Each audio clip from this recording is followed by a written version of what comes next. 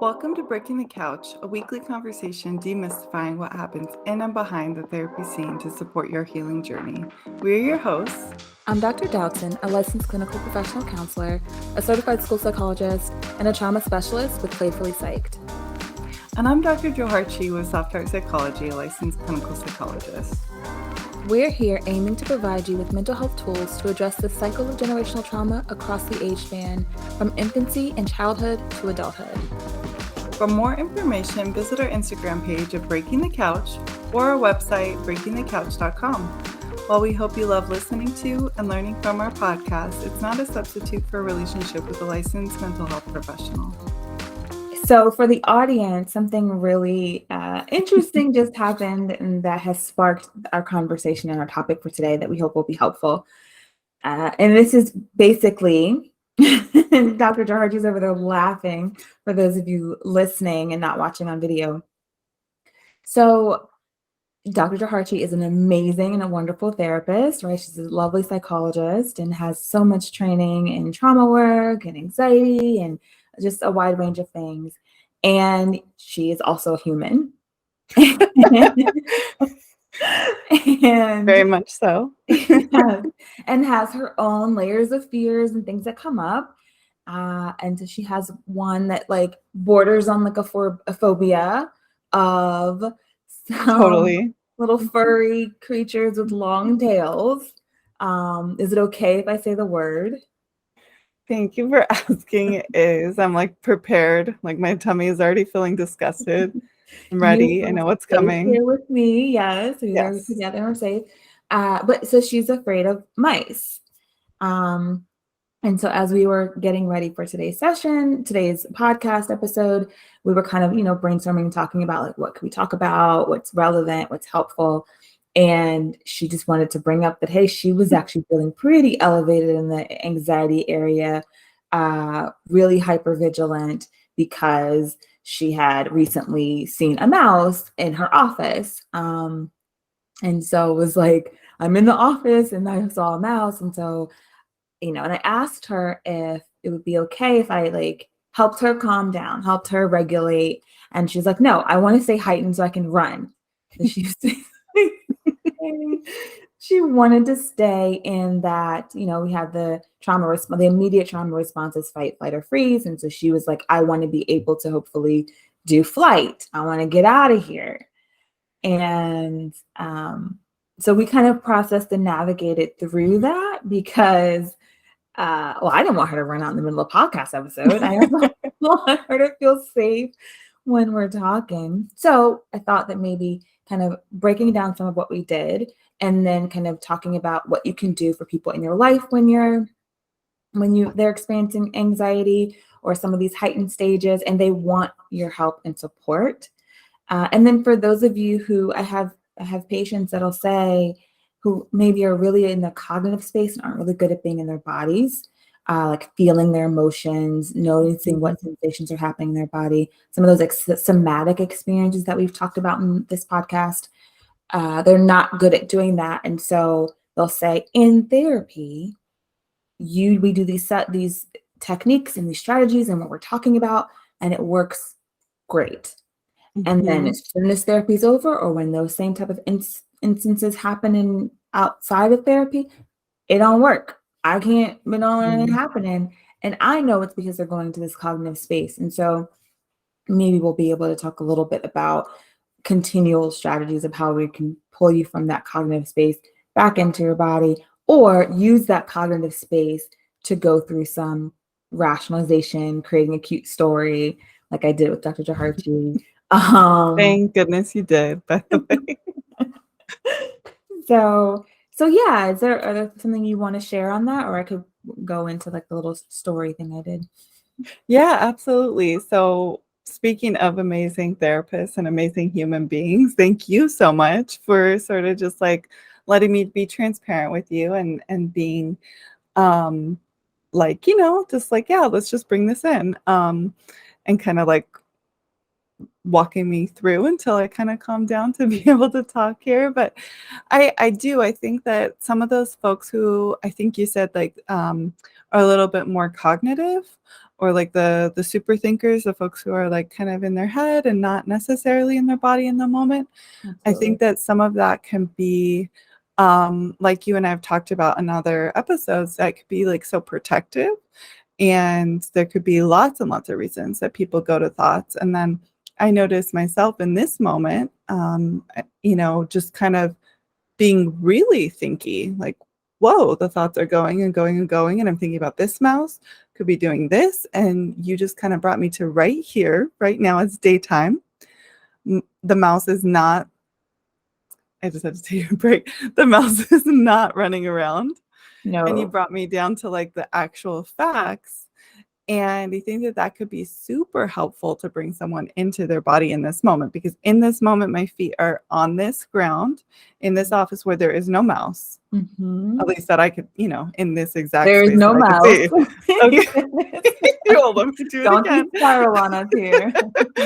Okay, I'll try. But yeah, I am so scared of mice, and I'm not even gonna say the other one, but the bigger version of a mouse. And I'm sorry if you have mice or you have rats. I know you don't, Dr. Doughton. Oh, But like, talking to listener, yeah, I mean, hey, Belgium. I don't know. Like, Belgium's one of our top listeners. We They appreciate are you so much. We love Belgium you. surpassed every other country and was like, we love you. And we love you, Belgium. Thank you.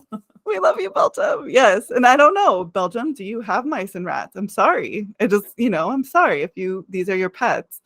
Because some people not only might have them, but they might have them as family members, as pets, as like. Absolutely. Yeah. So I just want to note that like that is a fear of mine. And I understand that that's not for everybody. It could be your furry friend that you like sleep next to or you love. So I acknowledge that, and I appreciate that you kind of brought me from the thinky, like super fast thinky, hypervigilance, to right here, right now. I don't actually need to put sneakers on. I'm cool in my slippers, and just kind of here connecting with you safely, and there's no mouse on my foot. Yes. Yeah, exactly. Kind of breaking it down a little bit. And sometimes, like you said, it can be really challenging to do that on your own, especially in the beginning, or like sometimes it's because of the intensity. And then for some people, it's when you're first learning how to do this, right? And that's one of the reasons why doing it in therapy seems like, oh yeah, this is easy, right? Because you got something guiding you, who's there with you, right? Who's also holding space and holding emotion for you. So they're usually the one that's calm. And so there's like a trust, a relationship, the therapeutic exactly. rapport. Exactly. And then, then you're out in the world all by yourself, or it seems like it, and you're like, I can't, what is happening? This is useless. This doesn't work. And it's like, well, it does, but it takes practice. Sometimes it takes some guidance, right? But yeah, like Dr. Jaharchi said, breaking it down into realistic and in this moment, right? Because what was happening is, one, she was kind of going back into like a little T trauma memory, like what happened and when she'd seen it before, and then projecting into the future about how scary it will be. I got to be ready because it's going to come back and I got to be ready to run. None of that was actually present moment, right? That was a past thing and a potential future that may not ever happen, but a past and a future. And so what I was trying to do is bring her back into the present. And also, just if you have a little light sense of humor or can think about it, so all the listeners know that I often frame things around early childhood, right? And like think about our younger selves. And so with this little mouse story, I kind of thought about it. What popped into my head is like, this is sounding a little bit like parent-child relationships. I'm not saying that Dr. Jaharchi's child is a mouse. I'm saying that the way she was talking about this little creature was that, like, it wasn't listening to her, it wouldn't go away, that it was just, being big, old. And so I kind of broke it down into like a cute little story of like, let's think about this, right? Even though it's in your office, it's in its home, right? And so it's probably so at true. home, just chilling, right? Trying to like get its bed together or whatever, nesting its bed, whatever mice do. I don't know what mice do. But it's Getting cozy in its own home. yeah. And so when, and they're like, oh, here goes this noisy neighbor over here, like making noise, it'll go away. So they're probably just like kind of ignoring you and as you're making noise. So not really trying to be defiant, just like waiting for it to be quiet. And then mice are pretty resourceful. So they find crumbs, they find all sorts of things, right? And so it's probably was thinking up to this point that you might have been a pretty nice neighbor, right? And so it was just not necessarily not listening to you, but trying to go on about its life at home. Right. I really love that. I love the levity, like because we have that trusting relationship, I think I was able to kind of break from a little bit of the tension that I felt in my heart or my like chest area and let some of that humor roll through my body, if that makes any sense. That does. And I think that's really important to like highlight because I've said this, I think, on the podcast before. So I'm okay with mice. I don't love them. I'm not going to pick one up, whatever. But it's lizards for me.